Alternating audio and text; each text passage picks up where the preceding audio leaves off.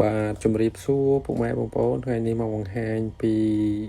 ដង្ហាលដាក់ចក្រានប្រេងបាទពុកម៉ែបងប្អូនមានតម្រូវការចង់បានដង្ហាលសម្រាប់ដាក់ចក្រានប្រេងយើងមានគ្រប់លេខគ្រប់ទំហំគ្រប់ម៉ូដគ្រប់ម៉ាកបាទមានច្រើនចូលស្តុកហើយបាទនេះគឺដង្ហាលប្រភេទខ្នាត 2.94 ខ្នាតតូចបាទដាក់ចក្រានប្រេងតូចហើយនេះវិញគឺខ្នាត4.5 អាបាទសម្រាប់ចក្រានប្រេងខ្នាតកដាលក៏បានបាទហើយប្រភេទដង្ហាលដែកគឺខ្នាត60 វ៉ាត់បាទនេះគឺខ្នាត60 វ៉ាត់ហើយមានខ្នាត80 វ៉ាត់បាទនេះគឺខ្នាត80 វ៉ាត់សម្រាប់ចក្រានរាងធំតិចហើយខ្នាត100 វ៉ាត់សម្រាប់ចក្រានឆ្នាំងស៊ុបបាទហើយមួយទៀតគឺខ្នាត150 វ៉ាត់សម្រាប់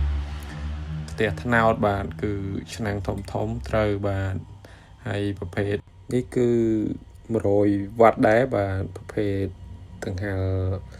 ដាក់ឆ្នាំងធំដែរនេះគឺប្រភេទ